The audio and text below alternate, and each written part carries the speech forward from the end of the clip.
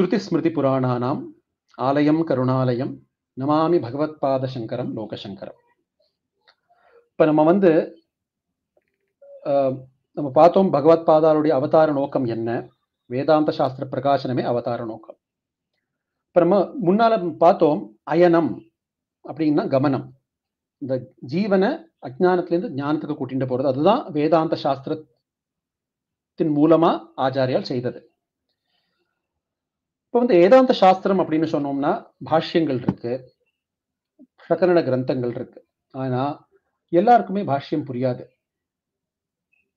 பாஷ்யம் சாஸ்திரஜானுக்கு உள்ளது. அந்த நிலையில இருக்கணுமே, நம்ம அந்த அதிகாரியா இருக்கணுமே. நம்ம ஆச்சாரியால் திக்விஜயம் பண்றச்சே அவர் விட்னஸ் பண்ணினது என்னன்னா 99.99% ஆளுக்கார் அவளுக்கு அந்த பிரம்ம ஜானம், அந்த பாஷ்ய சாஸ்திரம்ங்கிறது புரியாது. அந்த நிலையில இல்லை, அந்த அதிகாரிகளா இல்லை. அவளுக்கு என்ன பண்ண முடியும் அப்படிங்கிறதுல, அந்த நோக்கத்துல தான் பின்ன ஆச்சாரியால் செய்த காரியங்கள் வருது. திக்விஜய யாத்திரையில முக்கியமா ஆச்சாரியால் செய்தது என்னெல்லாம், வேதாந்த சாஸ்திர பிரகாசனம் அல்லாம அந்த பாஷ்ய ரச்சனை, இந்த பிரகரண கிரந்த ரச்சனை இல்லாம ஸ்தோத்திரங்கள், பக்தி லிட்ரேச்சர். ஆச்சாரியால போல ஸ்தோத்திரம் எழுதினவா யாருமே இல்லை. நம்ம பின்பு ஆச்சாரியால் இருக்கா இல்லையா, ராமானுஜாச்சாரியால இருக்கட்டும், வல்லபாச்சாரியால இருக்கட்டும், மத்வாச்சாரியால இருக்கட்டும், நம்ம என்ன சொல்றோம்னா அவ பக்தியை ரொம்ப பிராதானியம் கொடுத்தா, பக்தியை மேலோங்க கொண்டு வந்தா அப்படின்னு சொல்றோம். ரொம்ப சத்தியமான விஷயம். ஆனா நம்ம எல்லா பக்தி லிட்ரேச்சர், ஸ்தோத்ரா லிட்ரேச்சர் எல்லாமே போட்டு பார்த்தோம்னா ஆச்சாரியால் பண்ணின அவ்வளவு ஸ்தோத்திரங்கள் யாருமே பண்ணினதில்லை. பின்பு ஆச்சாரியால் பக்தி மூவ்மெண்ட், பக்தி அந்த சம்பிரதாயத்துல ஆச்சாரியால் யாருமே இவ்வளவு விதமான ஸ்தோத்திரங்கள் பண்ணினதில்லை. ஒரு விநாயகரா இருக்கட்டும், கிருஷ்ணனா இருக்கட்டும், பாண்டுரங்கனா இருக்கட்டும், திருப்பதி வெங்கடேஸ்வரனா இருக்கட்டும், மீனாட்சியா இருக்கட்டும், காமாட்சியா இருக்கட்டும், காசி விஸ்வநாதனா இருக்கட்டும், மல்லிகார்ஜுன சுவாமியா இருக்கட்டும், பிரமராம்பிகையா இருக்கட்டும், நர்மதையா இருக்கட்டும், கங்கையா இருக்கட்டும், யாரு வேணா இருக்கட்டும், எல்லார் பேர்லயுமே ஒரு ஸ்தோத்திரம் உண்டு ஆச்சாரியால் உடைய அந்த ஸ்தோத்திர ரத்னாவலியில. அப்படி ஒவ்வொருத்தையுமே, ஒவ்வொரு தெய்வத்தையும், ஒவ்வொரு விபூதியையும் அந்த மகிமை கொடுத்து ஆச்சாரியால் பாடினான். அது எதற்காக பாடினா? ஃபர்ஸ்ட் பக்தி, அதுதான் இமீடியட்டா ரிலேட் ஆகும். நமக்கு இமீடியட்டா ரிலேட் ஆகிறது அதுதான். இப்ப நம்ம நான் விட்டல பக்தன் அப்படின்னு வச்சுங்கோ, அபங்கம் பிடிக்கிறது, விட்டலன் தான் எனக்கு எல்லாமே அப்படின்னா, ஆச்சாரியர்கள் மகாயோக பீட்டே தட்டே பீமரத்யாம் வரம் புண்டரீகாய தாத்தும் முனீந்திரைஹி சமாகத்திய திஷ்டந்தம் ஆனந்தகந்தம் பரபிரம்மலிங்கம் பஜே பாண்டுரங்கம் அப்படின்னு பாடுறா ஆச்சாரியா. இப்ப ஸ்டார்டிங் மகாயோக பீட்டே தடே பீமரத்யாம், அந்த ரூபத்தை வர்ணிக்கிறது. அதுதான் எனக்கு தெரியறது. அப்ப அந்த ரூபத்தை தான் வர்ணிக்க முடியும். அதுல இருந்து ஸ்டார்டிங். எப்படி எண்டு பண்றா அந்த வர்ஸ், அந்த ஸ்லோகத்தை எப்படி எண்டு பண்றா? பரபிரம்மலிங்கம் பஜே பாண்டுரங்கம், பாண்டுரங்கனைத்தான் நான் பஜிக்கிறேன். எப்படிப்பட்ட பாண்டுரங்கன்? பரபிரம்மஸ்வரூபமா இருக்கிற பாண்டுரங்கன். அப்போ எனக்கு பிரம்மத்தை தெரியாட்டா கூட பாண்டுரங்கனோட பக்தியினால எனக்கு பிரம்மம் அப்படிங்கிற வார்த்தை என் காதுல விழருது. அவர்தான் பிரம்மம், அவர்தான் பரபிரம்மம் அப்படிங்கிற வார்த்தை விழருது. பின்ன நான் அந்த பிரம்மம் என்ன அப்படிங்கிறது தெரிஞ்சுக்கணும்னா ஆத்மபோதம், தத்துவபோதம் அப்படிங்கிற லகு பிரகரண கிரந்தங்கள். இன்னும் தெரிஞ்சுக்கணும்னா விவேக சூடாமணி. அதுல விவரமா என்ன அதிகாரி, என்ன குணங்கள் இருக்கணும், எப்படி இருக்கணும், எப்படி அடையிறது, சமாதினா என்ன, கடைசி நிலைனா என்ன, பிரம்மம்னா என்ன, எல்லாத்தையுமே விரிவாக்கமா சொல்றா ஆச்சாரியா. அப்ப ஒரு பக்தியிலேருந்து ஞானத்துக்கு கூட்டிட்டு போறது, அந்த கமனம், அந்த அயனம் தான் சங்கராச்சாரியால் பண்ணினது. பக்தியிலேருந்து ஞானத்திற்கு, சகுணத்திலேருந்து நிர்குணத்திற்கு. அதுதான் நம்ம சனாதன தர்மத்தினுடைய சம்பிரதாயமே, சகுணத்திலேருந்து நிர்குணத்துக்கு போகிறது. இப்ப நம்மளுக்கு தெரியறது சகுணம், அதுதான் தெரியும், விஷயங்கள் தான் தெரியறது, லோகம் தான் தெரியறது. இந்த தெரியற லோகத்திலேருந்து தெரியாத பிரம்மத்திற்கு எப்படி போறது?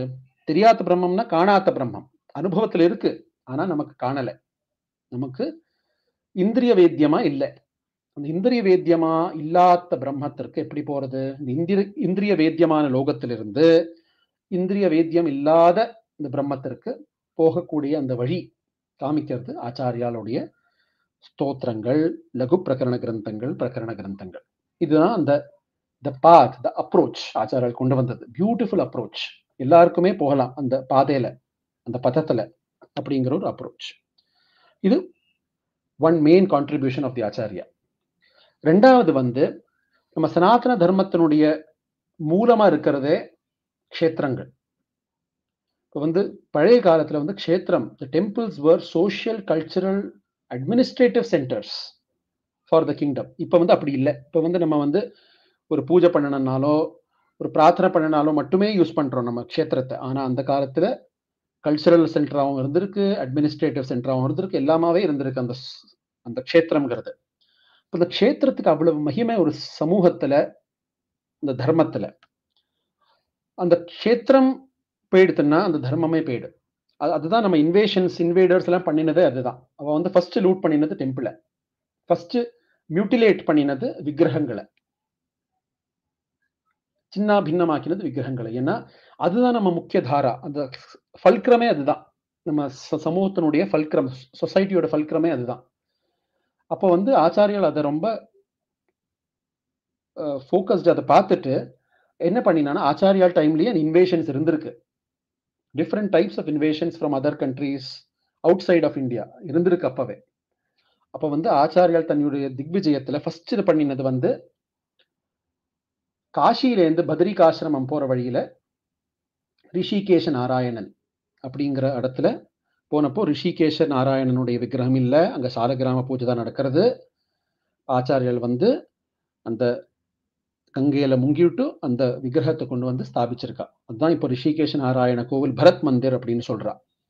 இப்ப கூட வசந்த பஞ்சமிக்கு ஒரு சாலிகிராமத்தை எடுத்துட்டு போய் கங்கையில போட்டுவிட்டு அங்கேருந்து கொண்டு வர சம்பிரதாயம் உண்டு. ஏன்னா ஆச்சாரியர் அப்படி பண்ணியிருக்காங்கிற நினைவுக்காக இப்ப கூடி அதை அப்படி பண்ணிட்டு வரா.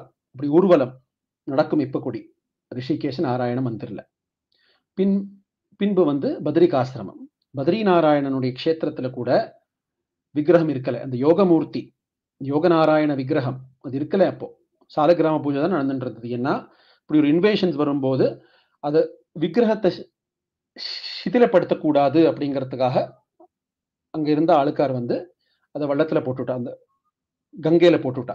அப்ப வந்து அது விக்கிரகம் இருக்கல. இப்போ திருப்பியும் ஆச்சாரியால் வந்து தியானம் பண்ணி இந்த நாரத குண்டத்துல தான் அந்த விக்கிரகம் இருக்கு அப்படிங்கிறத தெரிஞ்சுண்டு இந்த கங்கையில முழுகி அந்த யோகமூர்த்தியை கொண்டு வந்தார். கொண்டு வந்து புனஸ்தாபனம் பண்ணினார், ஸ்தாபனம் பண்ணினார் பகவான க்ஷேத்திரத்துல. பத்ரி நாராயணன் அப்படிங்கிறது பாரதத்துக்கே குலதெய்வத்தம். அப்ப அந்த பத்ரி நாராயணன் அந்த யோகமூர்த்தி வந்த உடனேயே தீர்த்தாடனம் ஆரம்பிச்சு கொடுத்தோம். விதவிதமான இடங்கள்ல இருந்து பகவானை நோக்கி செல்லும் தீர்த்தாடனம் அதை ஸ்தாபனம் பண்ணி அங்க நடக்கிற பூஜைகள் வந்து கேரள தந்திர விதானம் தான் இப்ப கூட. அது வந்து ரொம்ப முக்கியமான விஷயம். இப்ப வந்து ஆச்சாரியால் இந்த புஸ்தகத்துல கொடுத்திருக்கேன், சங்கராயணம் அப்படிங்கிற புஸ்தகத்துல ஆச்சாரியாளுக்கு என்ன தெரியாது அப்படிங்கறது கண்டுபிடிக்கிறதே கஷ்டம். ஆச்சாரியாளுக்கு மந்திரம் தெரியும், தந்திரம் தெரியும், யந்திரம் தெரியும், யோகம் தெரியும், வேதாந்தம் தெரியும், விதவிதமான மதங்கள் தெரியும். ஆச்சாரியாளுக்கு தெரியாதது அப்படிங்கிறது ஒண்ணு கிடையாது. இது வந்து நம்ம ஒரு எக்ஸாஜரேஷனா சொல்லல. இதுல வந்து ப்ரூஃப் ஃபார் எவ்ரிதிங். அது வந்து இந்த புஸ்தகத்துல டீட்டெயிலா கொடுத்துருக்கு. இப்ப தந்திரம் அப்படின்னு பார்த்தோம்னா ஆச்சாரியால் வந்து கேரள தந்திரத்துல பாரங்கத்தனா இருந்திருக்கா. ஏன்னா பிரபஞ்சசார தந்திரம் அப்படிங்கிற ஒரு கிரந்தம் உண்டு. அந்த கிரந்தம் நிறைய பேர் சொல்றது என்னன்னா, பிரபஞ்சசார தந்திரம் வந்து ஆச்சாரியால் எழுதினது. அதுதான் first documented form of Kerala tantram அப்படின்னு சொல்றா. அதுக்கு ஒரு கமெண்ட்ரி கூட இருக்கு, பத்மபாதர் எழுதின கமெண்ட்ரி அப்படிங்கிறது சொல்றா. இப்போ first tantric work, Kerala tantric work to be documented வந்து பிரபஞ்சசார தந்திரம் அப்படின்னு சொல்றா. அந்த கேரள தந்திரத்தை தான் பகவான் ஆச்சாரியால் வந்து அதை யூஸ் பண்ணித்தான் பத்ரி நாராயணன் ஸ்தாபிச்சிருக்காரு. அதனால தான் இப்ப கூடி இன்றைய தினம் கூட பத்ரி நாராயணனுடைய பூஜை வந்து கேரள தந்திர விதான பிரகாரம் தான் நடக்கும். பால் பாயசம், நெய்வேத்தியம், உஷப்பூஜை எல்லாமே இந்த கேரள தந்திர விதானம் எப்படி குருவாயூர் க்ஷேத்திரத்தில் ஆச்சாரியால் இந்த பூஜா விதானத்தை ஸ்தாபிச்சாரோ அதே போலத்தான் பத்ரி நாராயணனையும் ஸ்தாபிச்சார். நிறைய சிமிலாரிட்டிஸ் நமக்கு பார்க்கலாம் இந்த பூஜா விதானங்கள். ஏன்னா அதே கேரள தந்திரம் பேஸ் பண்ணி தான் ஆச்சாரியால் பண்ணியிருக்காது. குருவாயூர் க்ஷேத்திரத்துல கூட அதே மாதிரி தான் பண்ணியிருக்கா ஆச்சாரியார். இந்த பூஜா விதானத்தை ஸ்ட்ரக்சர் பண்ணி கோடிஃபை பண்ணி 5 விதமான பூஜைகள் நடக்கணும். உஷப்பூஜையிலேருந்து ஸ்டார்ட் பண்ணி அந்த ஒரு பூஜைகளாக நடந்துட்டு வரணும் அப்படிங்கிறது எல்லாமே பண்ணி ஆச்சாரியால் அந்த ஒரு கோடிஃபிகேஷன் மாதிரி பண்ணியிருக்கா. இது குருவாயூர் பத்ரி நாராயண் மாத்திரமல்ல, நிறைய மகாக்ஷேத்திரங்களுக்கு ஆச்சாரியால் அப்படிப்பட்ட அந்த கோடிஃபிகேஷன் பேஸ்ட் ஆன் கேரள தந்திரம் அப்படிங்கிறது பண்ணியிருக்கா. இது ஒண்ணு. அப்போ நிறைய க்ஷேத்திரங்களை புனருத்தாரம் பண்றது. அது மட்டுமல்ல, இன்னும் நிறைய க்ஷேத்திரங்கள் சாக்த க்ஷேத்திரங்கள் எல்லாம் ஸ்ரீசக்கர ஸ்தாபனம் பண்ணியிருக்கா. அதுல முக்கியமான க்ஷேத்திரம் வந்து காஞ்சி காமாட்சி அம்மன் க்ஷேத்திரம். அங்க வந்து அந்த விக்கிரகத்தை ஸ்தாபிச்சது ஆச்சாரியால் இல்ல, விக்கிரகத்தை ஸ்தாபனம் பண்ணி அந்த பூஜா விதானங்கள் எல்லாம் ஸ்தாபிச்சது வந்து துர்வாச மகர்ஷி. எத்தனையோ வருஷங்களுக்கு மேல காஞ்சிங்கிறது லோகம் தொடங்கினத்திலேருந்து இருந்திருக்கு அப்படிங்கிறது புராணங்கள்லாம் சொல்றது. ஏன்னா that is the navel, that is the centre place, it's a spiritual centre navel for the entire universe காஞ்சிங்கிற க்ஷேத்திரம். இந்த காஞ்சி க்ஷேத்திரத்துல வந்து இந்த காஞ்சி காமாட்சி அம்மனை தொழுது அந்த உக்ர ரூபமா இருந்த அம்மனை சாந்தப்படுத்தி அந்த உக்ர ஸ்வரூபத்தை எல்லாமே அந்த ஸ்ரீசக்கரத்துல ஆவாகனம் பண்ணி அங்க ஸ்ரீசக்கரம் ஸ்தாபனம் பண்ணியிருக்கா ஆச்சாரியா. காமாட்சி அம்மன் கோவில் மட்டுமல்ல, மாங்காடு, மூகாம்பிகை, சாரதா சிருங்கேரியில, தாடங்க பிரதிஷ்டை, அகிலாண்டேஸ்வரி எல்லாமே ஸ்ரீசக்கர ஸ்தாபனங்கள் தான். விதவிதமான ஸ்ரீசக்கர ஸ்தாபனங்கள். மாங்காடுல பார்த்தோம்னா அர்த்தமேரு ஸ்வரூபமா இருக்கும், அர்த்தமேருவா இருக்கும் முன்னால. விதவிதமான மேரு ஸ்வரூபங்கள், விதவிதமான யந்திர ஸ்வரூபங்கள்ல ஆச்சாரியர் ஸ்தாபனம் பண்ணியிருக்கான்னா ஆச்சாரியர்களுக்கு யந்திரத்தை பத்தி தெரிஞ்சிருக்கணும், ஸ்ரீசக்கரோபாசனை, ஸ்ரீவித்யோபாசனை பத்தி தெரிஞ்சிருக்கணும். அதை நம்ம சௌந்தரிய லஹரி அப்படிங்கிற ஒரு கிரந்தத்தையே நம்ம பார்த்தோம்னா நம்மளுக்கு தெரிஞ்சு போயிடும் ஆச்சாரியர்களுக்கு எவ்வளவு ஸ்ரீவித்யோபாசனையில நம்மளுக்கு ஆச்சாரியர் பாரங்கத்தனா இருந்திருக்கா அப்படிங்கிறது தெரியும். இப்ப யந்திரமா இருக்கட்டும், தந்திரமா இருக்கட்டும், மந்திரங்களா இருக்கட்டும், எல்லாத்திலையுமே பாரங்கத்தனா இருந்திருக்கா ஆச்சாரியால். யோக தாராவளி அப்படிங்கிற ஒரு கிரந்தமே போரும். யோகா தாராவளியில essence of yoga, especially hatha yoga, அதோட எசன்ஸே அதுல போட்டிருக்கா. ஹட்டயோகத்துக்கு ஃபண்டாமெண்டல் டெக்ஸ்டா இருக்கிற கிரந்தங்களே 10th செஞ்சுரிக்கு அப்புறம் தான் வந்திருக்கு. அப்ப எவ்வளவு பழமையான கிரந்தங்கள் வந்து ஆச்சாரியோட கிரந்தங்கள். It can be set as the fundamental text or the first text on hatha yoga அப்படின்னே சொல்லலாம் ஆச்சாரியருடைய யோக தாராவளி அப்படிங்கிற கிரந்தம். பாஷ்யங்கள்லயே யோகத்தை பத்தி நிறைய ரெஃபரன்சஸ் வரும். ஆச்சாரியருடைய உபனிஷத் பாஷ்யத்திலேயோ பிரம்மசூத்திர பாஷ்யத்திலேயே நிறைய ரெஃபரன்சஸ் வரும் யோகத்திற்காக. யோகத்தினுடைய ரெஃபரன்ஸ், அஷ்டாங்க யோகத்தினுடைய ரெஃபரன்ஸ், பாணினி சூத்திரங்களை, பதஞ்சலியுடைய யோக சூத்திரங்களுடைய ரெஃபரன்ஸ் எல்லாமே வரும். அப்போ எல்லா விதமான ஒரு மல்டி ஃபேசட்டட் அப்படின்னு சொல்லுவோம் இல்லையா, அது மாதிரி. அப்போ இந்த க்ஷேத்திர ஸ்தாபனங்கள், க்ஷேத்திர பரிபாலனம் பண்ணி அதை திருப்பி புனருத்தாரணம் பண்ணினா ஆச்சாரியா. இந்த லாஸ்ட் செக்ஷன் இது வந்து நம்ம இப்போ பார்த்தது வந்து வேதாந்த சாஸ்திர பிரகாசனம், பக்தி ஸ்தோத்திரங்கள், பக்தி லிட்ரேச்சர். இப்போ யாருக்கு அந்த ஞானபரமான அந்த மெச்சூரிட்டி இருக்கோ, அதிகாரி வர்க்கமா இருக்காளோ அவளுக்கு அந்த வேதாந்த சாஸ்திரத்தை போதிக்கிறது. யாருக்கு அந்த அதிகாரி அந்த மெச்சூரிட்டி இல்லையோ அவளுக்கு வந்து ஸ்தோத்திரங்கள், பக்தி லிட்ரேச்சர், கோவில்கள், க்ஷேத்திரங்கள் அங்கெல்லாம் போயிட்டு பிரார்த்திக்கிறது, ஸ்தோத்திரம் சொல்றது, இதுக்கெல்லாம் ஆச்சாரியால் பண்ணினான். விதவிதமான கிரந்தங்களை பண்ணினான். அது மட்டுமல்ல, ஆச்சாரியனுடைய நம்ம சங்கர விஜயங்களை பார்த்தோம்னா பரமத நிராகரணம் பண்ணியிருக்க. அப்ப வந்து ஆச்சாரியருடைய ஒரு பேர் வந்து த்விசப்தி மதோச்சேத்ரே நமஹா அப்படிங்கிற ஒரு நாமம் உண்டு ஆச்சாரியாளுக்கு. ஏன்னா ஆச்சாரியால் சமயத்துல 72 மதங்கள் இருந்ததா பாரத தேசத்துல. 72 மதங்கள், வைதிகம் அவைதிகம் எல்லாமே சேர்ந்து. இந்த 72 மதங்களையும் ஆச்சாரியாளுடைய திக்விஜய சமயத்துல அவ வந்து ஹி என்கவுண்டர்ட், அவர் வந்து அது ஃபர்ஸ்ட் ஹேண்ட் அவருக்கு இந்த இன்ஃபர்மேஷன் கிடைச்சது, இந்த மதம்னா என்ன. இப்போ வந்து ஒரு கோலாப்பூர் க்ஷேத்திரத்துக்கு போறார் அப்படின்னா அங்க சாக்தாள் வருவா, ஆச்சாரியால் கூட வாதம் பண்றதுக்காக. ஸ்ரீசைலம் அப்படிங்கிற க்ஷேத்திரத்துக்கு போனார்னா சைவாள் வருவா, காபாலிகாள் அப்படிங்கிறவ வருவா வாதம் பண்றதுக்காக. இப்போ ஒவ்வொரு இடத்துலையுமே அங்க முக்கியமான இருந்த மதங்கள் எல்லாமே அந்த அந்த லீடர்ஸ், அந்த மதங்களுடைய லீடர்ஸ் எல்லாமே வந்து ஆச்சாரியாளுடைய வாதம் பண்ணுவா. எப்படி நீங்க அத்வைதம் சொல்றேன், எப்படி வேதாந்தம் தான் முக்கியம் சொல்றேன் அப்படிங்கிறத வாதம் பண்ணிட்டு கடைசியில வந்து அவளுடைய மதம் வேதாந்த மதம் வேத மதத்தினுடைய அவ்வளவு வரல, அவளால் எக்ஸ்பிளைன் பண்ண முடியல, அவளால் அதை ப்ரூவ் பண்ண முடியலைன்னா அவ சரணாகதி அடைஞ்சுட்டு வேதாந்த மதத்துக்கு வந்துடுவா. சில நேரங்களில் அவளால் ஒன்றும் பண்ண முடியாது. They have got deeply ingrained into their mathas. அப்போ ஒன்றுமே பண்ண முடியாதுன்னா it will just continue as it is. அப்படி ஒவ்வொரு இடத்துலையுமே அந்த வாதம் பண்ணி வேத மதத்தை ஸ்தாபனம் பண்ணி வேதாந்த மதத்தை ஸ்தாபனம் பண்ணி இந்த 72 மதங்களையும் சேர்த்து 6 மெயின் கேட்டகரிஸ்ல போட்டா ஆச்சாரியா. 6 கேட்டகரிஸ் தான் முக்கியமான கேட்டகரிஸ் அப்படிங்கிறத தீர்மானம் பண்ணி சைவம், வைணவம், சாக்தம், காணபத்தியம், கௌமாரம், சௌரம் அப்படிங்கிற 6 மதங்களை 6 மதங்களா பிரிச்சு, அதுல நிறைய விதவிதமான மதங்கள் இருக்கலாம்.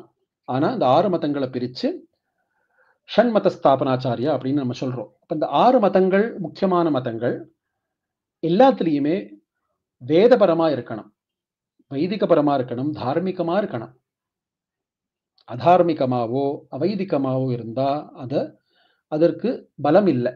It is not useful to the society, it is not going to be useful to anybody அப்படிங்கிறத ப்ரூவ் பண்ணி அப்படிங்கிறத வாதம் பண்ணி ஆச்சாரியால் அதில் ஸ்தாபனம் பண்ணினான்.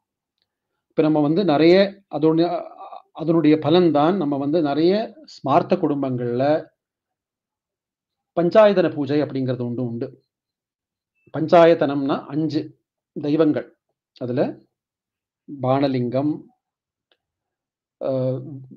விநாயகருடைய அந்த சோணபத்ரா அங்கேருந்து வந்த இந்த கல்லு, அந்த விக்கிரகம், ஸ்வர்ணமுகி அப்படிங்கிற நதியிலேருந்து வந்த அம்பாளுடைய விக்கிரகம், வெண்டக்கி நதியிலிருந்து சாலக்கிராமங்கள், ஸ்படிகம் சூரிய பகவானை குறிக்கும் ஸ்படிகம், நர்மதாலிருந்து பானலிங்கம் தான் சிவலிங்கம்.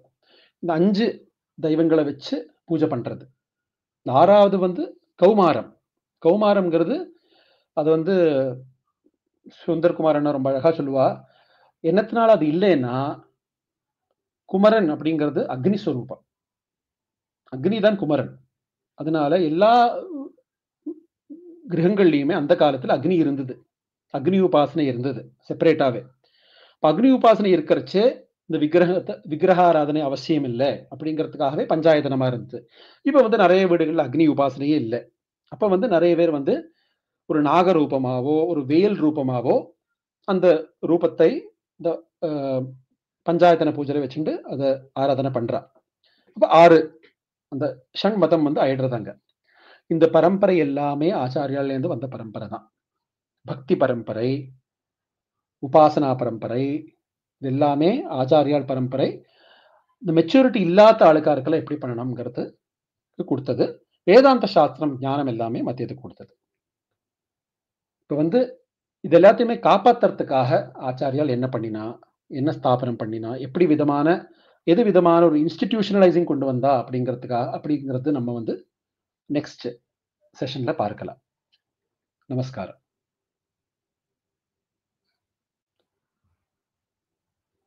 ஸ்ருதி ஸ்மிருதி புராணானாம் ஆலயம் கருணாலயம் நமாமி பகவத் பாதசங்கரம் லோகசங்கரம். இப்போ நம்ம வந்து பார்த்தோம், ஆச்சாரியர்களுடைய ஜனனமே அவதாரமே நம்மளை அஜ்ஞானத்திலிருந்து ஞானத்துக்கு கூட்டிட்டு போகிறதுக்காக. ஆனா அதற்காக நம்மளுக்கு தகுதி இருக்கா, நம்மளுக்கு அதிகாரம் இருக்கா, அதிகாரியா நம்மள் அப்படிங்கிறத பார்த்து ஆச்சாரியர்கள் விதவிதமான டைரக்ஷன்ஸ், விதவிதமான அப்ரோச்சஸை நமக்கு கொடுத்தா. ஒரு பக்திபரமான ஒரு அப்ரோச், ஸ்தோத்திரங்கள்னாலேயோ க்ஷேத்திரங்கள்னாலேயோ ஒரு பக்தியிலேருந்து ஞானத்துக்கு போற ஒரு அப்ரோச், இல்லைன்னா ஞானத்தை டைரக்டா அப்ரோச் பண்றது. இப்படி விதவிதமான இல்லைன்னா யோகத்திலேருந்து ஞானத்துக்கு போறது எல்லாமே எல்லா விதமான பதங்களையும் ஆச்சாரியால் நம்மளுக்கு கொடுத்துருக்கா. இப்போ வந்து ஆச்சாரியால் சமயத்துல அந்த சமயத்துல அந்த சனாதன தர்மம் அப்படிங்கிறதுல சந்நியாசம் அப்படிங்கிறது ஒரு ஆசிரமம். அது வந்து it is not an institution. ஒவ்வொருத்தருமே பிரம்மச்சரியம், கிரகஸ்தம், வானப்பிரஸ்தம், சந்நியாசம் அப்படிங்கிற ஆசிரமத்தை கூடி போகணும். இப்போ இந்த சந்நியாசம்ங்கிறது ஒவ்வொருத்தர் வந்து தகுதி இருந்தா சந்நியாசி ஆகலாம். பிரம்மச்சரியாத் கிரகாத்வா வனாத்வா அப்படிங்கிறது உபனிஷத்துக்களை சொல்ற மாதிரி பிரம்மச்சரியத்திலேருந்து போகலாம், இல்லைன்னா கிரகத்திலேருந்து போகலாம், இல்லைன்னா வனப்பிரஸ்தத்துக்கு அப்புறம் போகலாம் தகுதி இருந்தா. ஆனா ஒவ்வொருத்தரை தான் போக முடியும். ஒவ்வொருத்தரா சன்னியாசியே இருக்கலாம். சன்னியாசிகளுடைய கூட்டாய்மை அப்படிங்கிறது கிடையாது. அப்போ இன்ஸ்டிடியூஷனலைசிங் அப்படிங்கிறது கிடையாது. அது வந்து முதலாக கொண்டு வந்தது வந்து பகவான் புத்தர். சங்கம் அப்படிங்கிற கான்செப்ட்ல அவளுக்கு வந்து 3 இம்பார்ட்டன்ட் ஆஸ்பெக்ட்ஸ். புத்தம் சரணம் கச்சாமி, தம்மம் சரணம் கச்சாமி, சங்கம் சரணம். புத்தர் அவர் சொன்ன தர்மம், அவர் ஏற்படுத்தின சங்கம். சங்கம்ங்கிறது இந்த பிக்ஷுக்களுடைய ஒரு கூட்டணி, ஒரு கமிங் டுகெதர், ஒரு இன்ஸ்டிடியூஷன், ஒரு ஆர்கனைசேஷன். அவர் தான் முதலாக அதை இன்ட்ரோடியூஸ் பண்ணினார். அதுவரை நமக்கு இன்ஸ்டிடியூஷனலைசிங் ஆஃப் சந்நியாசம் அப்படிங்கிறது கிடையாது சனாதன தர்மத்துல. ஆனா ஆச்சாரியாளுடைய அந்த விஷன், லாங் சைட்டட் விஷன் எப்படின்னா, புத்த மதத்துல இதை வந்து கொடுத்து இனி விதவிதமான மதங்கள் பின்பு வந்தா அவ எல்லாமே இந்த இன்ஸ்டிடியூஷனலைசிங் அப்படிங்கிற கான்செப்ட் எடுத்துன்னு கொடுத்துனா சனாதன தர்மத்துக்கு ஒரு கான்ஸ்டிடியூஷனல் ஒரு டூல் இல்லாம போயிடும். We will not have an instrument, we will not have a way to reciprocate. நமக்கு வந்து ஒரு ஈக்குவலன்ட் டூல் இல்லைன்னா நம்ம வந்து எப்படி அதை ரெஸ்பாண்ட் பண்ணுவோம் அப்படிங்கிறது புரிஞ்சுண்டு ஆச்சாரியால் வந்து ஒரு இன்ஸ்டிடியூஷனலைசிங் அப்படிங்கிறத கொண்டு வந்தா. அதுதான் மடஸ்தாபனம். மடம் அப்படிங்கிறது முதலாக வந்தது சனாதன தர்மத்துல வந்தது ஆச்சாரியாளுடைய சமயத்துல தான் வந்தது. ஆச்சாரியால் தான் மடஸ்தாபனம் அப்படிங்கிறத தொடங்கினார். எதற்காக? விதவிதமான மதங்கள் இந்த மடம், இந்த இன்ஸ்டிடியூஷனலி இந்த ஆர்கனைசேஷன் அப்படிங்கிற கான்செப்டை கொண்டு வந்ததுன்னா சனாதன தர்மத்துக்கு அப்படிங்கிற ஒரு ஆர்கனைசேஷன் கான்செப்டே இல்லை. இப்போ எப்படி நம்ம அதை ரெஸ்பாண்ட் பண்ணுவோம்ங்கிறதுக்காகவே மட்டத்தை கொண்டு வந்தா Acharya. That is the long sightedness of ஆச்சாரியால். இப்போ நம்ம பார்த்தோம்னா விதவிதமான மதங்கள் பின்பு வந்தாச்சு. இஸ்லாமிய மதமா இருக்கட்டும், கிறிஸ்தானிய மதமா இருக்கட்டும், எல்லா மதங்களுமே தேர் ஆர்கனைஸ்டு ரிலீஜன்ஸ். இப்போ வந்து அதை ரெஸ்பாண்ட் பண்ணணும்னா இப்போ வந்து நம்மளுக்கு இருக்கிறதே விதவிதமான மட்டங்கள் தான் நமக்கு இன்ஸ்டிடியூஷன்ஸா இருக்கு. we are able to respond only through those institutions. ஏன்னா அந்த ஸ்ட்ரக்சர் வந்து அங்கதான் இருக்கு. இல்லைன்னா நம்ம சனாதன தர்மத்துக்கு ஒரு ஆர்கனைசேஷன் கிடையாது, ஒரு இன்ஸ்டிடியூஷன் கிடையாது. which has got its own pros and cons. அந்த அட்வான்டேஜ் டிஸ்அட்வான்டேஜ் இருக்கு. ஆனா இன்ஸ்டிடியூஷனலைசிங் அப்படிங்கிற கான்செப்டை கொண்டு வந்தது ஆச்சாரியா. இப்போ மடஸ்தாபனம் அப்படிங்கிறத பண்ணினார். மடம் வந்து ஆம்நாய மட்டங்கள் மதம். இப்போ வந்து ஒரு மேஜர் பாயிண்ட் ஆஃப் டிஸ்கஷன் எப்பவுமே நடக்கிறது என்னன்னா, எத்தனை மட்டங்கள் இருந்தது? 4 மட்டங்களா, 5 மட்டங்களா? இது வந்து சர்ச்சைக்கான விஷயமே இல்லை ஆக்சுவலி. ஏன்னா ஆச்சாரியாளுடைய சமயத்திலேயே அவருக்கு ஏகப்பட்ட சிஷ்யன்மார், நிறைய விதமான டிசைபிள்ஸ் இருந்திருக்கா. 4 டிசைபிள்ஸ் மட்டுமல்ல. இப்போ நம்ம வந்து காமனா சொல்றது வந்து 4 பிரைமரி டிசைபிள்ஸ். பத்மபாதாச்சாரியால், சுரேஸ்வராச்சாரியால், ஹஸ்தாமலகாச்சாரியால், தோடகாச்சாரியால். இப்போ வந்து 4 விதமான முக்கிய சிஷ்யால் அப்படின்னு சொல்றோம். ஆனா இது எல்லாமே நிறைய சிஷ்யால் இருந்திருக்கா. சித்சுகரா இருக்கட்டும், நிறைய பேர் இருந்திருக்கா. அந்த டைம்லயே, ஆச்சாரியால் டைம்லயே ஏகப்பட்ட சிஷ்யன்மார் ஆச்சாரியாளுக்கு இருந்திருக்கா. அவளுடைய பிரசிஷ்யன்மாரும் இருந்திருப்பா, அவளுடைய சம்பிரதாயங்களும் இருந்திருக்கும். அவள்லாம் கூடி மடம் ஸ்தாபிச்சிருப்பா. எல்லாமே சங்கர மடம் தான், எல்லாமே சங்கர பரம்பரை தான். அந்த ஆச்சாரியாளுடைய சிஷ்ய பரம்பரையிலிருந்து வந்த எல்லாமே சங்கர பரம்பரை தான். ஆச்சாரியாளுடைய அந்த மெசேஜஸ் அதை நம்ம ஃபாலோ பண்ற ஒவ்வொருத்தருமே சங்கர பரம்பரை தான். அதனால நம்ம வந்து இதுல டிபேட் பண்ண வேண்டிய அவசியமே இல்லை. இவ சங்கர பரம்பரை, இவ சங்கர பரம்பரை இல்லைங்கிற சொல்ற அதிகாரம் நமக்கு கிடையாது. ஏன்னா ஆச்சாரியாளுடைய ஆச்சாரியாளுடைய அந்த மெசேஜஸ் ஃபாலோ பண்ற எல்லாருமே சங்கர பரம்பரையில சேர்ந்தவா தான். ஒண்ணுதான் ஆத்தென்டிக், இன்னொன்னு ஆத்தென்டிக் இல்லைங்கிறது கிடையாது. That is my view. அப்ப வந்து இந்த சங்கர பரம்பரைங்கிறது ஒரு பெரிய விருட்சம், ஒரு ஹியூஜ் ட்ரீ. அதுல வந்து விதவிதமான பிரான்ச்சஸ், ஃப்ளவர்ஸ், லீவ்ஸ் எல்லாமே இருக்கு. ஒவ்வொரு மடமும் ஒவ்வொரு பரம்பரையும் அதுல வந்த ஒரு ஒரு கிளை. அதுல வந்து அது பூக்கும், பலங்கள் உண்டாகும், எல்லாமே நடக்கும். அதனால அந்த சங்கர பரம்பரைங்கிறது ஒரு பெரிய விருட்சம். அப்படிதான் நம்ம பார்க்கணும் அத. இப்ப வந்து இவ்வளவு பரம்பரைகள், இவ்வளவு விதவிதமான சிஷ்ய பரம்பரைகள் இருந்தா கூட, நம்ம முக்கியமான சொல்ற பரம்பரைகள் வந்து 5. முக்கியமான சம்பிரதாயங்கள் சொல்றது வந்து 5. இது வந்து உத்தராம்நாயம், பூர்வாம்நாயம், பশ্চিমাம்நாயம், தட்சிணாம்நாயம். இது வந்து காமனா சொல்ற சதுராம்நாயம்ங்கிறது இது 4 இது எல்லாத்துக்குமே மூலமா இருக்கிறது மூலாம்நாயம் அப்படிங்கிற ஒரு பீடம் கூட உண்டு. இதுதான் முக்கியமான விஷயம். ஏன்னா there is a lot of debate and controversy. இப்போ recent years-ஆவே lot of debate. There are only 4 mathas established by Adi Shankaracharya. Kanchi is not a matha. இதெல்லாம் நிறைய பேர் சொல்றா. இது வந்து நம்ம தெரிஞ்சுக்க வேண்டிய விஷயம் என்னன்னா, அதை நான் புஸ்தகத்துல கொடுத்துருக்கேன். காஞ்சி மட்டம் அப்படிங்கிறது, காஞ்சி அப்படிங்கிற க்ஷேத்திரம் வந்து நான் சொன்ன மாதிரி புராணங்கள்லேயே பழமையான க்ஷேத்திரம், மோக்ஷபுரி. ஒரு மோக்ஷபுரி அது. அதோடைய மகிமையே வேற. காஞ்சி அப்படிங்கிற க்ஷேத்திரத்தினுடைய மகிமையே வேற. அப்படிப்பட்ட இந்த காஞ்சி க்ஷேத்திரத்துல ஆச்சாரியால் வந்து நிறைய நாள் இருந்து, அது வந்து இந்த சங்கர விஜயங்கள்லயே சொல்றது, அவர் வந்து இந்த ஸ்ரீசக்கர ஸ்தாபனம் பண்ணினா அப்படிங்கிறத சொன்னோம். அது மட்டும் இல்லாம நிறைய சங்கர விஜயங்கள்ல அவர் வந்து அந்த என்டையர் சிட்டியை ரீமாடல் பண்ணினார். இப்போ வந்து விஷ்ணு காஞ்சி, சிவகாஞ்சி அப்படின்னு சொல்றோமே, அந்த modelling of the city with Kamakshi Amman temple at the centre, அது பண்ணினதே ஆச்சாரியால் தான் அப்படிங்கிற இன்ஃபர்மேஷன் நமக்கு கிடைக்கிறது. இப்ப நிறைய நாள் இருந்திருக்கா. நிறைய சங்கர விஜயங்களை என்ன சொல்றான்னா, ஆச்சாரியால் சித்தி அடைஞ்சதே காஞ்சிபுரத்துல தான் அப்படிங்கிறது சொல்றா. அப்போ இவ்வளவு நாள் இருந்திருக்க ஆச்சாரியால் அங்கன்னா, ஆச்சாரியாளுடைய அந்த பிரபாவம், அந்த பரம்பரை அங்க இல்லாம இருந்திருக்குமா? அது ஒரு கொஸ்டின். ரெண்டாவது, நம்ம வந்து லாஸ்ட் 500 இயர்ஸ் அப்படின்னு பார்த்தோம்னா, ஒரு மிக முக்கியமான ஒரு மகாத்மா, ஒரு பிரம்மஜானி, எல்லாருமே பிரம்மஜானி தான், அவர் மகாத்மா தான் அப்படிங்கிற அக்செப்ட் பண்ணினது சதாசிவ பிரம்மேந்திர சரஸ்வதி. சதாசிவ பிரம்மேந்திராள் அவதூதரா இருந்தார், மகாத்மா, பிரம்மஜானி. எவ்வளவு பாட்டுக்கள், எவ்வளவு ஸ்தோத்திரங்களை ரசிச்சிருக்கார் அவர். அப்படிப்பட்ட இந்த சதாசிவ பிரம்மேந்திராள் வந்து அவருக்கு சந்நியாச தீட்சை அவர் எடுத்துட்டதே பரமசிவேந்திர சரஸ்வதி அப்படிங்கிற காஞ்சி மடாதிபதியிலேருந்து தான்.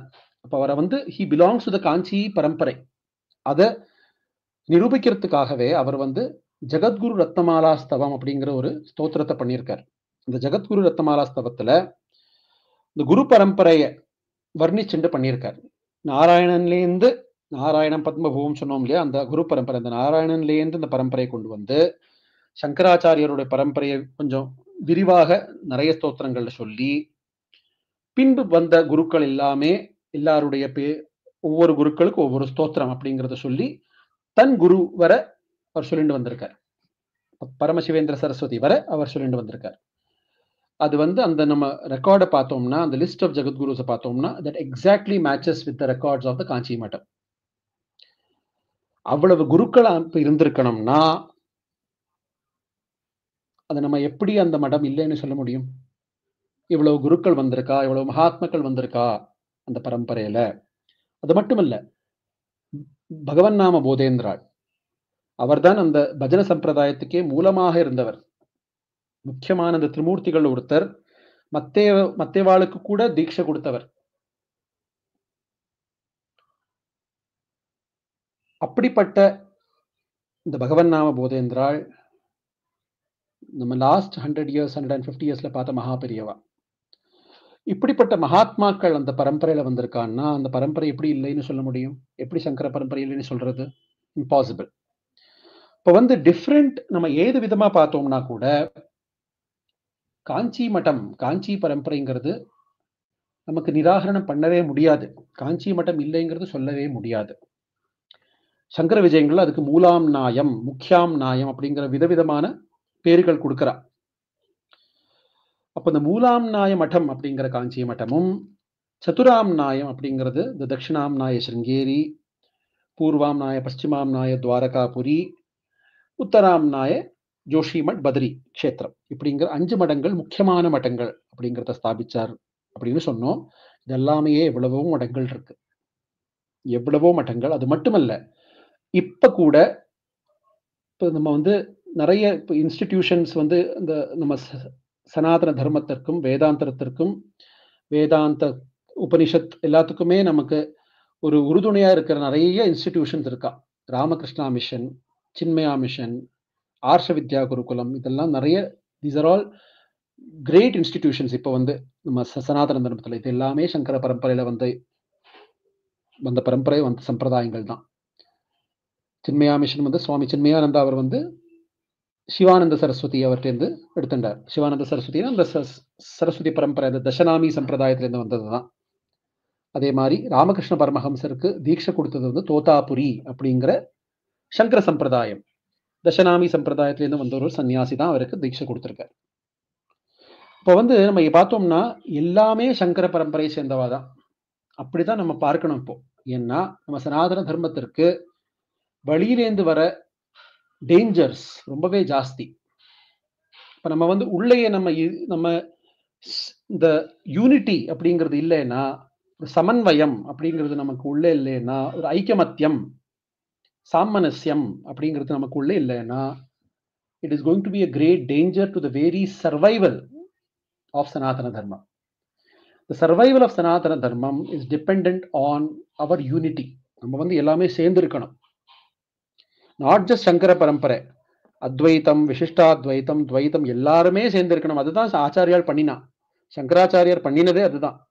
சாக்தம், சைவம், வைணவம் எல்லாத்தையுமே ஒண்ணு கொண்டு வந்தாரே அவர். எதற்காக ஒண்ணு கொண்டு வந்தார்? அந்த யூனிட்டி இருந்தா தான் சனாதன தர்மத்தை நமக்கு ப்ரொடெக்ட் பண்ண முடியும். இண்டிவிஜுவலா நமக்கு இஷ்ட தெய்வங்கள் இருக்கலாம், நம்ம ஆச்சாரங்கள் வேறையா இருக்கலாம், நம்ம சம்பிரதாயங்கள் வேறையா இருக்கலாம். அது எல்லாமே நமக்கு இருக்கணும். ஒவ்வொருத்தருக்குமே விதவிதமான ஆச்சாரியர் இருந்துதான் ஆகணும். அவளுடைய ஆப்டிடியூடுக்கு தகுந்த மாதிரி அவளுடைய ஆச்சாரியால், அவளுடைய சம்பிரதாயம், மந்திரம் எல்லாமே விதவிதமா தான் இருக்கும். ஆனா there is a higher purpose. சனாதன தர்மம் அப்படிங்கிறது வரும்போது எல்லாருமே சேர்ந்து இருக்கணும். அதுதான் ஆச்சாரியா ப்ரூவ் பண்ணினா. That is the message of the Shankaracharya's life. ஆச்சாரியாளுடைய லைஃபோடைய மெசேஜே அதுதான். என்ன message? Unity. Unity is very important to protect Sanatana Dharmam அப்படிங்கிறது தான் அவர் ப்ரூவ் பண்ணினார். அதை தான் நம்ம இப்போ பண்ணணும். In today's times it is very very imminent to protect Sanatana Dharma from outsiders. அதற்காக நம்ம வந்து உள்ளேயே நம்ம வந்து விதவிதமா நம்ம டிவைட் அண்ட் ரூல் பண்ற மாதிரி பண்ண முடியாது. நான் இந்த பரம்பரை இல்லை, நீ இந்த பரம்பரை இல்லை அப்படிங்கிறது சொல்றதே தப்பு. எல்லாமே சேர்ந்து இருந்து தான் ஆகணும். அதுதான் இப்பத்திய விஷயம். இது ஒண்ணு. ரெண்டாவது வந்து மேஜர் கான்ட்ரவர்சி வந்து த டேட் ஆஃப் சங்கரா அப்படிங்கிறது வந்து it is a topic of great debate and discussion. எல்லா ஸ்காலர் குரூப்லயுமே இது ஒரு டிஸ்கஷனா இருக்கும். நம்ம வந்து ரிஷிகள் யாருமே தன்னுடைய டேட்டை சொல்லலை, அவாலாயிட்டு சொல்லலை. ஏன் சொல்லலை? அவசியம் இல்லை. வியாசர் எப்ப பிறந்தார்? அவசியம் இல்லை. அகஸ்தியர் எப்ப பிறந்தார்? அவசியம் இல்லை. விஸ்வாமித்திரர் எப்ப பிறந்தார்? அவசியம் இல்லை.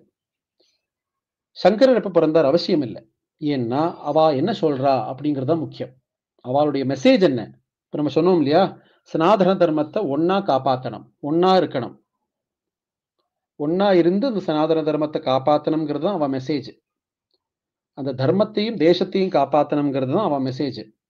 அந்த மெசேஜ் தான் அவளுக்கு இம்பார்ட்டண்டா தெரிஞ்சதே தவிர நான் எப்போ பிறந்தேன் அப்படிங்கிறது அவளுக்கு பாயிண்டாவே தெரியலை. ஏன்னா அதனால தான் அவரை ஆதிசங்கர பகவத் பாதாளம் சொல்லலை, அவளுடைய இமீடியட் சிஷ்யாலோ அப்ப இருந்தவாளோ யாருமே எழுதலை அவர் எப்ப இருந்தார் அப்படிங்கிறத எழுதலை.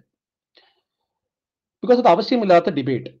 இப்போ என்ன ஆச்சுன்னா, with western research and western thought process அவ எல்லாமே உங்க வேதங்கள் 1500 பிசி அப்படிதான், 1600 பிசியில வந்ததுதான் ரிக்வேதம், 1000 பிசியில வந்ததுதான் யஜுர்வேதம், 800 பிசியில வந்ததுதான் உபனிஷத்துக்கள் அப்படிங்கிறது சொல்ற. Once they started telling that, அவ எப்ப சொன்னாலோ அவ எதற்காக சொன்னாதெல்லாம், நீங்க எவ்வளவு ஏன்ஷியண்டா நீங்க உங்க சிவிலைசேஷன் ஏன்ஷியன்ட் அப்படின்னு சொல்றீங்களோ அவ்வளவு ஏன்ஷியன்ட் கிடையாது உங்க சிவிலைசேஷன். எங்க கிறிஸ்துவ மதத்திலேருந்து ஒரு 1000 வருஷம், ஒரு 1500 வருஷத்துக்கு முன்னால்தான் உங்க வேதங்கள் வந்திருக்கு அப்படிங்கறத ப்ரூவ் பண்றதுக்காகவே நிறைய வெஸ்டர்ன் ஸ்காலர்ஸ் வந்து நம்ம வேதத்தை டிரான்ஸ்லேட் பண்றது, டேட்டிங் ஆஃப் த வேதாஸ் அப்படிங்கிற கிரந்தங்களை எழுதுறது அப்படியெல்லாம் ஸ்டார்ட் பண்ணினான். It was done to misinterpret, wrongly interpret and wrongly understand and propagate the history of India, history of பாரத வருஷம். அதற்காகவே பண்ணினது. இப்ப எல்லாமே அவ வந்து BCAD அந்த ஒரு 1000-2000 வருஷத்துக்குள்ளே கொண்டு வந்து விட்டா எல்லாமே. அப்படிப்பட்ட ஒரு விஷயம்தான் நடந்தது ஆச்சாரியால ஏடியில போடுறது. 8th century ADல தான் வந்தார் ஆச்சாரியால் அப்படிங்கறத சொல்றதே அந்த அந்த லைன் ஆஃப் தாட் ப்ராசஸ்ல இருந்து வந்தது அது.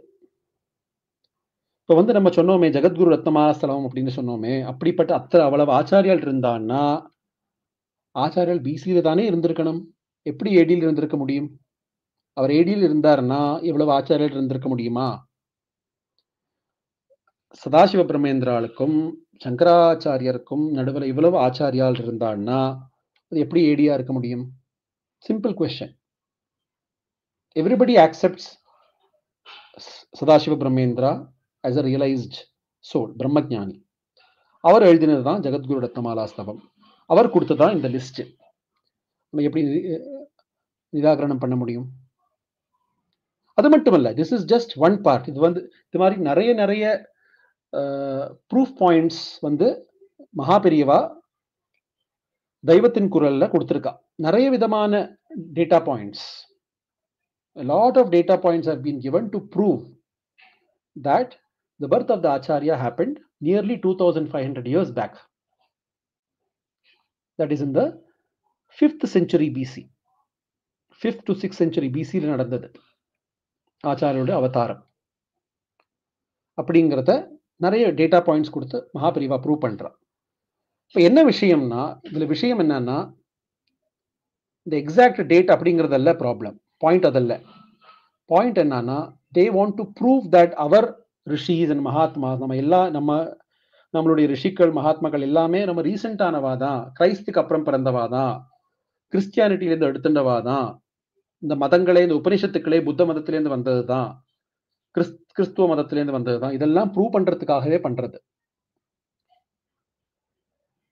We must understand that this is all being done with a thought process in mind. அது வந்து அதை புரிஞ்சுண்டு நம்ம வந்து அதுக்கு நம்ம ப்ரிப்பேர்டா இருக்கணும். அதற்காக சொன்னதுதான் இது எல்லாமே. அல்லாம நான் சொன்ன மாதிரி நம்ம ரிஷிகளுக்கு யாருமே டேட்டுங்கிறது முக்கியமான விஷயமே அல்ல.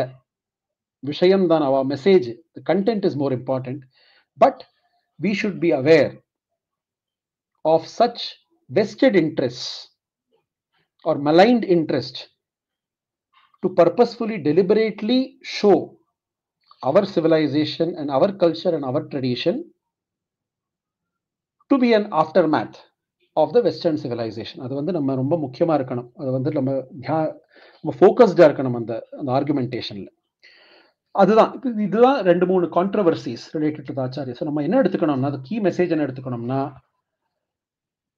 the key message of ஆச்சாரியாளுடைய லைஃப், இந்த சங்கராயணத்தினுடைய key message, the ayanam of Shankara, the journey of Shankara, அதனுடைய கீ மெசேஜ் என்னன்னா, நம்ம அடைய வேண்டியது பிரம்மம். அதுதான் முக்கியமான விஷயம். அடைய வேண்டியது பிரம்மம். அதற்காக நம்ம பண்ண வேண்டியது நம்ம சனாதன தர்மத்தை காப்பாத்திண்டே வரணும். இல்லைன்னா அந்த பிரம்மங்கிறது, அந்த பிரம்ம வித்யை அப்படிங்கிறதே அழிஞ்சு போயிடும். அதைத்தான் கிருஷ்ண பரமாத்மா சொல்றாரு பகவத்கீதையில, இமம் விவஸ்வதே யோகம் புரோக்தவானகம் அவ்யயம் விவஸ்வான் மனவே பிராகா மனு விக்ஷ்வாகவே பிரவீத். அந்த பரம்பரையில வந்து நஷ்டமா போயிடுது. ச காலேன மகதா யோகோ நஷ்ட பரந்தப. இந்த யோகமே நஷ்டமா போயிடுத்தே. அதனால்தான் கிருஷ்ண பரமாத்மா வந்தார் அந்த உத்தாரணம் பண்றதுக்காக. அதனால அந்த பிரம்ம வித்யை, அந்த சனாதன தர்மத்தினுடைய மூலம், அந்த வைதிக தர்மத்தினுடைய மூலம் நஷ்டமாகாம இருக்கணும்னா நம்ம ஒற்றுமையா இருக்கணும். சனாதன தர்மத்துல சேர்ந்தவா எல்லாமே, எல்லா பிரிவினைகளையும் சேர்ந்தவா எல்லாமே ஒற்றுமையா இருந்து ஒரே மதமா இருந்து அதை காப்பாற்றணும். அதுதான் ஆச்சாரியர்களுடைய ஜீவிதத்தினுடைய மையமான message, the main key message of Acharya's life. இதை சொல்லிட்டு நான் எல்லாருக்குமே நமஸ்காரம் சொல்லிக்கிறேன். I hope all of you could take out something out of these lectures and sessions. Jai Jai Shankara, Hara Hara Shankara.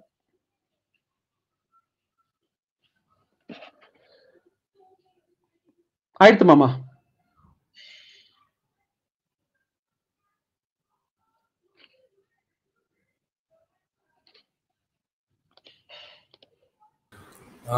நமஸ்காரம்.